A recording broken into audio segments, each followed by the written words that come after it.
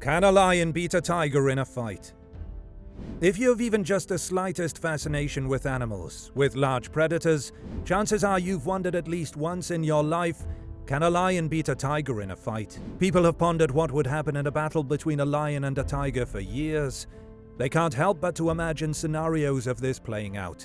People sit on the side of the tiger, others on the side of the lion, but everyone wants an answer. How did this fascination start? Where did it come from? And really, who has got the edge between these two felines? Don't forget to like and subscribe, and let us know if you're leaning towards one cat or the other.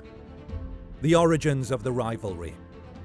What is it about the lion and the tiger? Why are we always pitting them against one another? What are the origins of this rivalry? The rivalry is largely manufactured by us humans, although there is a contribution from the lions and tigers themselves. Humans have always wanted to know who would win a fight. They have always wanted to know who is the most dominant. They want to see power, absolute power.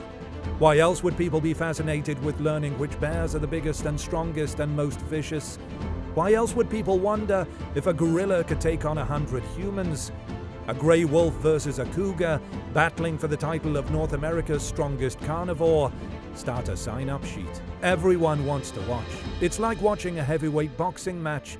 And when it's competing for a title, the biggest and baddest of them all, the fascination grows. Look out at the landscape of the world. Look at all the predators that roam the lands. Bears are huge, but they do spend much of their time foraging for fruits and grasses. They aren't full-time predators. There are wolves and coyotes and African wild dogs. Vicious but not humongous. Some of the largest animals on land, elephants, hippos, rhinos. Dangerous, not predators. Then we land in the feline group. Over 40 species of felines in the world, only 7 earn the title of big cat. Looking at the big cats, we see formidable predators. The aforementioned cougar of the Americas, the secluded snow leopard, the ubiquitous leopard, the blazing speed of the cheetah, the massive bite of the jaguar. Successful predators, but if we're ranking big cats in size, those 5 rank from number 3 to number 7. Number 1 and number 2 are the tiger and the lion. Of a dangerous family, the felines, the 2 largest ones, and by a fairly wide margin, are the tiger and the lion. Look at the world. All the land predators on planet Earth. Can you make a case that these are the 2 most dangerous of them all? Absolutely. They are lethal. One rules the continent of Africa and has earned the title of King of the Jungle. The other rules Asia, and his name has become synonymous with strength and courage. It's perfect. They are 2 titans separated on different continents with no overlap. Nearly no overlap. And so everyone wants to know, if it came down to it, who is stronger? Who is better? Who would win in a fight? It's become apparent the tiger is larger, so many have leaned this way, which is why the question is often posed as, can a lion beat a tiger? It's a valid question. Just because the tiger is larger, it doesn't mean he automatically would win. Videos circulate of tigers effectively taking down large deer. Videos of lions demolishing zebras run rampant. Stories are rampant of the tigers in India that have killed hundreds of people in one village. Stories of the man-eating lions that killed hundreds of people trying to build a bridge in Kenya rival these tales of tigers. The fascination grows. It's as if nothing can stop either of these fierce felines. The only thing that could possibly stop one is the other. So, who would it be? The real differences. The genus for lions and tigers is Panthera, and the ancestors of them both lived millions of years ago. Lions are actually closely related to leopards and jaguars, and the 3 of them split from the ancestral big cats somewhere between 4.3 to 3.8 million years ago. Tigers, on the other hand, are actually sister species with the snow leopard, and the 2 of them split off from the ancestral big cats about 3.9 million years ago. So the snow leopard and leopard aren't as closely related as the tiger and the snow leopard, or even the lion and the leopard. Furthermore, the tiger evolved into its own unique species, diverging away from the snow leopard about 3.2 million years ago. Lions and leopards split apart more recently, only about 2 million years ago. Jaguars split away before that, so for those 5 big cats, they were all unique at that point. lions became the second largest big cat, usually between 6 to 8 feet long, males weighing between 500 and 700 pounds. Tigers are the largest, 8 to 10 feet long, more often between 600 and 800 pounds. But of course, with both cats, they can each get even larger. Tigers are found up and down the continent of Asia, living in a wide range of habitats, but often having jungles and forests to live in, thus providing them quite the bevy of food sources and other resources. The tiger was able to continue to be a solitary hunter, not needing the help of others, and perhaps this lent itself to his size. He needed to be larger, but after a kill and a subsequent meal, he was just able to get larger. The lion, on the other hand, he didn't live in Asia. Most lions didn't anyway. No, the majority of lions lived in Africa, not in jungles and savannas and open woodlands. Food sources were harder to come by, resources in general were scarce. If a lion saw an animal to prey on, he knew it might be a long time before he had another great opportunity.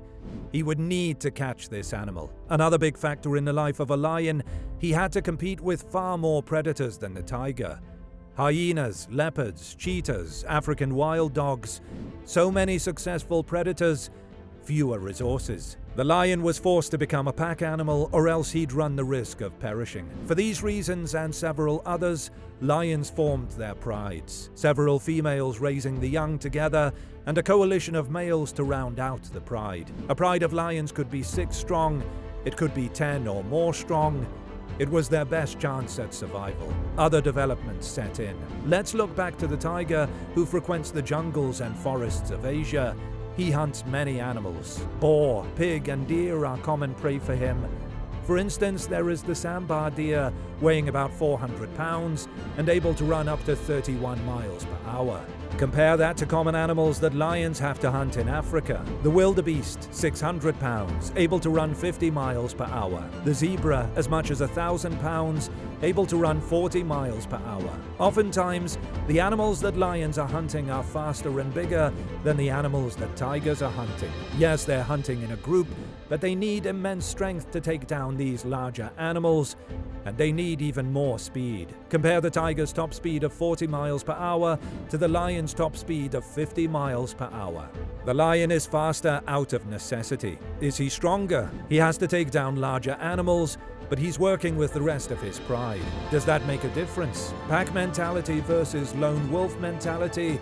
Would the two ever face off? Rare real-world encounters. People have always wondered what would happen if lions and tigers met in the wild, especially after all of this information. The tigers hunting alone, so self-sufficient, but getting by hunting slower and smaller animals. The lions hunting in a pride, strength in numbers, but going after larger and faster animals. Even though the tiger is larger, the lion must make up for that deficiency by exerting incredible power and speed. And have you ever seen lions do battle with Cape buffalo? Enormous, horned, angry animals. The lion isn't as big as the tiger, and we wouldn't say the tiger isn't battle-tested, but the lion is even more battle-tested. He could really put up a fight. But lions are in Africa. Not all of them, though. There are Asiatic lions that used to live in places like Saudi Arabia, Iraq, and Turkey. However, they've gone extinct from all those places. Now, Asiatic lions only exist in small numbers in India. Yes, India, where tigers live as well. So, do they come across one another? Because the Asiatic lion population is so small now, it would be extremely rare if the two ever crossed paths now, if they do at all. But since the numbers of Asiatic lions used to be larger, there definitely used to be encounters. One can imagine there would have been battles, but plenty of evidence shows the two managed to just coexist in similar areas. Perhaps a healthy respect for one another, or maybe there was a hierarchy of dominance that was apparent to both. You see, Asiatic lions are not as large as the biggest lions in Africa. They also don't have the same desperation that lions in Africa have when hunting their food. High levels of desperation makes for a more ruthless, wild, maniacal predator. The Asiatic lion is not on the same level with the largest lions in Africa, so there's a good chance that he knows he is no match for the tiger and doesn't provoke him. But an African lion, if he were to come across a tiger, it could be different. Unlike an Asiatic lion that has had to share territories with larger tigers, An African lion knows he is the unquestioned apex predator of his entire continent, but the tiger knows the same thing about himself. If an African lion were to come across a tiger, he wouldn't care that the orange and black feline is larger than him. He'd see him as his equal, or better yet, he'd see him as inferior, an animal he could dominate. But would the lion dominate the tiger? The symbolic answer. As similar as the lion and tiger are, they have so many differences. Their styles of hunting, the way they live and think, they're vastly different. And two capable opponents. If an African lion faced off against a tiger, it would be the battle of the ages. Strength against strength. You can make a case for either, and the reason for that is because either the lion or the tiger, for different reasons, you could call the most successful predator in the entire world. Looking at our 7 big cats, there's the blazing fast cheetahs in the genus Symbolic. The cougar, the only big cat in the genus of puma, lives in the Americas and spans impressive latitudes from north to south and everywhere in between. The others are all in the genus of Panthera. The snow leopard dominating high altitudes. The leopard who is more adaptable than the rest, living in a wide range of habitats and countries. The jaguar of South and Central America has the most crushing bite of any feline. They all bring something unique to the table, but none of them stack up to the lion or tiger. The jaguar is the third largest big cat, sometimes reaching up to 350 pounds. 350 pounds for a lion or a tiger, that's a lion or tiger that hasn't finished growing. Lions and tigers outweigh the jaguar by at least 150 pounds. They're in a weight class all on their own. The tiger rules Asia. He is a combination of speed, power, and agility, and you could truly say he is the most successful lone predator. Like most big cats, he does it alone. He lives a solitary life, and he takes care of himself. He is strong in that sense. Then there is the lion, hunting in a pride. Could you say that lions are the most successful group hunters? Certainly. You'll never see a group of predators take down faster, stronger, larger animals with such ruthlessness. Lions understand strength in numbers. They band together and rule the continent of Africa. Perhaps we will never know if a lion would defeat a tiger, if a tiger would defeat a lion. Perhaps it's better that way. The two are relegated to separate continents, and maybe for a good reason. Asia belongs to the tiger, Africa belongs to the lion. A continent designated to each feline, belonging to them and no one else. Kings rule lands, borders are definite and armies do not cross over them. The same is true for our big cats.